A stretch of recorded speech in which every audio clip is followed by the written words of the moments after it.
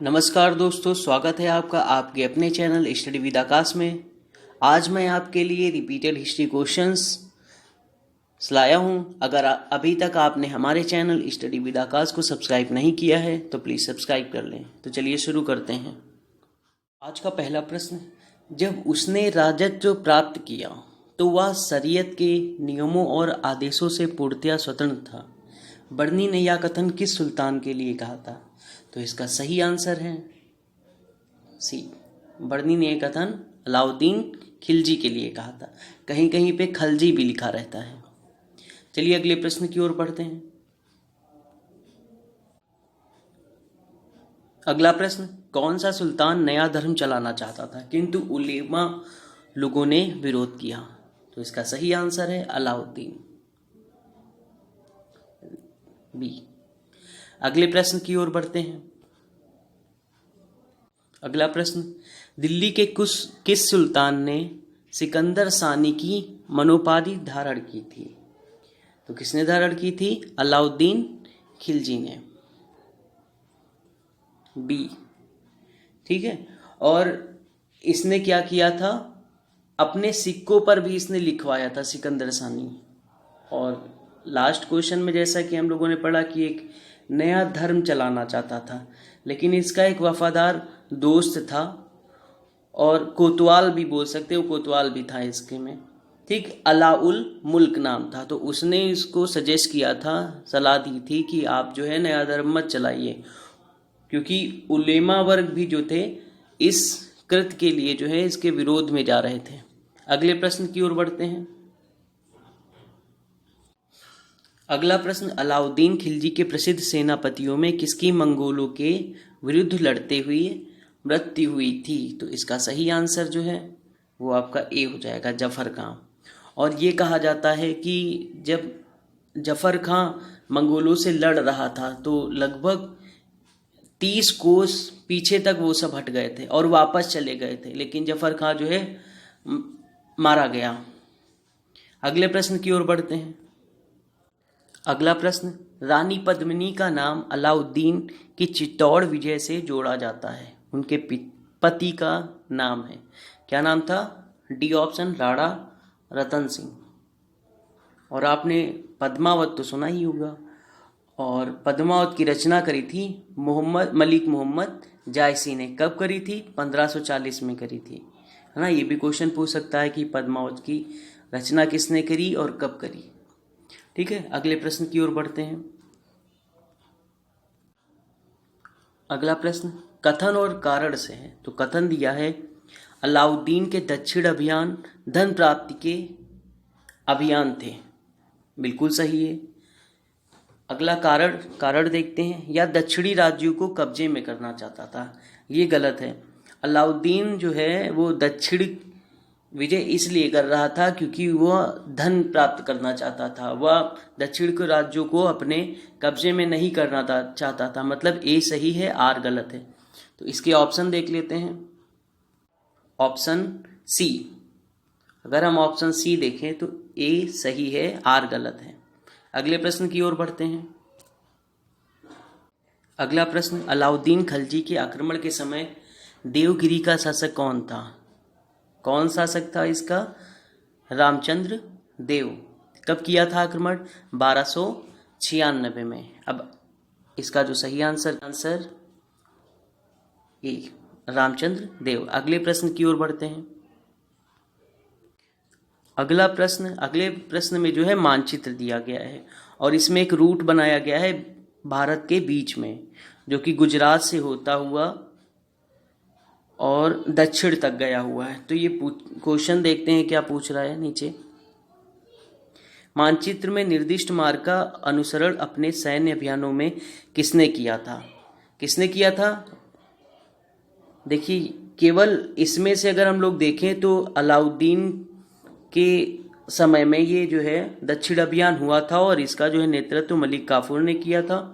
तो इसका जो सही आंसर हो जाएगा डी, मलिक काफूर। और ये जो सेना भेजी थी दक्षिण में मलिक काफूर के नेतृत्व में अलाउद्दीन ने, तो ये जो है 1307 में भेजी थी, देवगिरी पर आक्रमण करने के लिए भेजी थी। अब अगले प्रश्न की ओर बढ़ते हैं। अगला प्रश्न, किस सुल्तान के काल में खालसा, खालिसा या खालसा भूमि अधिक पैमाने में विकसित हुई? तो इसका जो सही आंसर हो जाएगा वो बी हो जाएगा, अलाउद्दीन खिलजी। क्यों क्यों विकसित हुई थी? देखिए उस समय जो है दो तरह के जो है बोल सकते हैं इनाम चलते थे। एक मिल्क कहा जाता था, एक को वक्फ कहा जाता था।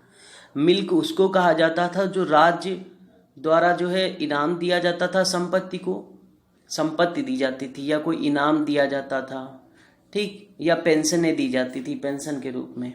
और वक्फ कहा जाता जो धर्म के लिए जो है दान कर दिया जाता था, ठीक है।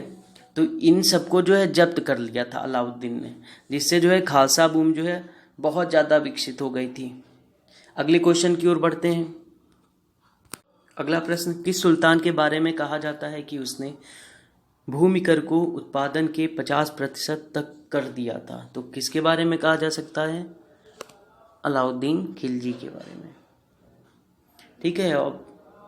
और जो भूमि कर था इसको खराज भी कहा जाता था। उस वक्त 3 तरह के कर जो है बहुत ज़्यादा प्रचलित थे, जो खराज, मिल्क और वक्फ। बाद में अलाउद्दीन ने 2 तरह के नए और कर चला दिए थे, जिसको मकान कर और चराई कर भी कहते हैं। मकान कर को घरी कर भी कहा जाता था, ठीक है। अब अगले प्रश्न की ओर बढ़ते हैं। इस तरह से भी क्वेश्चन पूछा जा सकता है कि दिल्ली के किस सुल्तान ने मकान कर या घरी कर और चराई कर जो है लगाए थे। 2 ही कर थे, मकान कर और चराई कर। मकान को ही घरी कर कहा जाता था। अगले प्रश्न की ओर बढ़ते हैं। अगला प्रश्न, निम्न कथनों पर विचार कीजिए जो अलाउद्दीन से संबंधित है। पहला, उसने कृष्ठ जमीनों की पैमाइश के बाद जमीन की मालगुजारी वसूल की। अगला, उसने लगान व्यवस्था को अपनी पूरी सल्तनत में लागू किया। और तीसरा, उसने प्रांतों के गवर्नरों के अधिकारों को समाप्त किया, ठीक है। तो आपका जो ए ऑप्शन है, ये 1 और 3 ये दोनों सही हैं। सेकंड आपका क्या है? ये आपका गलत है। तो क्या हो जाएगा? सी। उसने लगान व्यवस्था को अपनी पूरी सल्तनत में लागू नहीं किया था और ना ही समान रूप से लागू किया था, है ना। लेकिन उसने जो है जमीनों की पैमाइश करके जो है टैक्स लगाना स्टार्ट कर दिया था। मतलब नापता था, फिर उसी के अकॉर्डिंग टैक्स लगाता था, कर लगाता था। और सभी इसमें दिया, देखिए थर्ड पॉइंट पे, उसने प्रांतों के गवर्नरों के अधिकारों को समाप्त कर दिया। यहाँ पे गवर्नर आप बोल सकते हैं कि खुद, मुकद्दम या चौधरी, ठीक है। खुद किसको कहते थे? खुद का मतलब जमींदार टाइप के लोग। और बलाहार का मतलब जो सिंपल किसान होते हैं, साधारण किसान, उनको बलाहार कहा जाता था। तो इसका मतलब इसका सी ऑप्शन सही हो जाएगा। अब अगले प्रश्न की ओर बढ़ते हैं। अगला प्रश्न कथन और कारण से है। तो कथन दिया गया है कि अलाउद्दीन खिलजी ने दिल्ली में मूल्य नियंत्रण लागू किया था। बिल्कुल सही है, लागू किया था। कारण क्या है? वह दिल्ली में अपने राजभवन के निर्माण में लगे हुए कारीगरों को कम वेतन देना चाहता था। ये बिल्कुल हो ही नहीं सकता, है ना। तो आपका ए सही है और आर गलत है।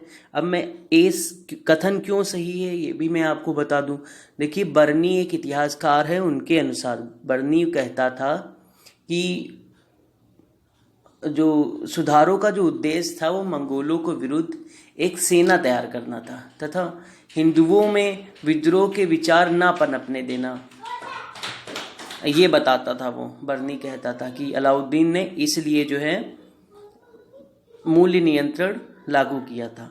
तो कारण तो गलत ही हो गया, मतलब ए सही है, आर गलत है। तो इसमें और भी ऑप्शन देख लेते हैं, 2 दिए हुए हैं। तो इसमें से सी ऑप्शन जो है आपका सही हो जाएगा। ये भी देखिए कई बार जो है इस तरह के क्वेश्चन एग्जाम में आते हैं, पीसीएस और बड़े लेवल के एग्जाम में ही पूछे जाते हैं और बहुत इजी क्वेश्चन रहते हैं। बस घुमा घुमा कर बार बार वही रिपीट होते रहते हैं। तो आप लोगों से रिक्वेस्ट है, प्लीज़ इनको बार बार रिवीजन करिए जब तक आपको याद नहीं हो जाते हैं और अपने दोस्तों से भी शेयर करिए।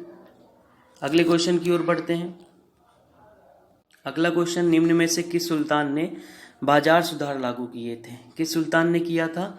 अलाउद्दीन खिलजी ने। अभी मैंने बताया था क्यों किया था, ये भी बताया कि बर्नी कहता था कि जो है बाजार नियंत्रण लागू करने का जो मेन उद्देश्य था वो मंगोलों के विरुद्ध एक विशाल सेना जो है तैयार करना था, और विद्रोही हिंदुओं के जो है मतलब हिंदुओं में विद्रोह ना उत्पन्न होने पाए, एक तो ये कारण था उसका। ठीक है, अब अगले प्रश्न की ओर बढ़ते हैं। अगला क्वेश्चन, निम्न मुस्लिम बादशाहों में से किस एक ने मूल्य नियंत्रण पद्धति को पहली बार लागू किया था? इसका क्या हो जाएगा आंसर? अलाउद्दीन खिलजी। देखिए बार बार उसी तरह का क्वेश्चन रिपीट हो रहा है, बस थोड़ा सा क्वेश्चन को जो है घुमा दे रहा है। देखिए कितने इंपॉर्टेंट क्वेश्चन है, कितनी बार यही क्वेश्चन अलग अलग एग्जाम में कई बार पूछे गए हैं। ठीक है, अगले क्वेश्चन की ओर बढ़ते हैं। अगला क्वेश्चन, बाजार नियंत्रण प्रथा लागू की थी, किसने लागू की थी? अलाउद्दीन खिलजी। बात ना कर कर आगे बढ़ते हैं, बार बार रिपीट हो रहा है। देखिए एक ही क्वेश्चन और पीसीएस लेवल के एग्जाम में पूछा जा रहा है। अगले क्वेश्चन की ओर बढ़ते हैं। अगला प्रश्न, निम्नलिखित में से किस मध्यकालीन शासक ने सार्वजनिक वितरण प्रणाली आरंभ की थी? किसने करी थी? ये भी जो है अलाउद्दीन खिलजी ने किया था। ये नया क्वेश्चन है, आप इसको ध्यान से पढ़िए और याद करिए। अगला क्वेश्चन, अगला प्रश्न, घड़ी अथवा ग्रहकर लगाने वाला दिल्ली का प्रथम सुल्तान कौन था? इसके बारे में मैंने आपसे चर्चा करी है कि कौन था घड़ी अथवा ग्रहकर लगाने वाला दिल्ली का प्रथम सुल्तान? अलाउद्दीन खिलजी था। ठीक है, और कौन सा कर लगाया था? घड़ी मतलब मकान कर, ग्रह कर, कुछ भी बोलिए, और चराई कर भी लगाया था। अगले प्रश्न की ओर बढ़ते हैं। अगला प्रश्न, 1306 ईस्वी में सन 1306 ईस्वी के बाद अलाउद्दीन खिलजी के समय में दिल्ली के सुल्तान तथा मंगोलों के बीच सीमा क्या थी? क्या सीमा थी? सिंधु नदी सीमा थी। तो इसका आंसर क्या हो जाएगा? सी हो जाएगा। Thank you. अगर आपको ये वीडियो अच्छा लगा हो तो लाइक करिए, शेयर करिए एंड सब्सक्राइब करिए। Thank you.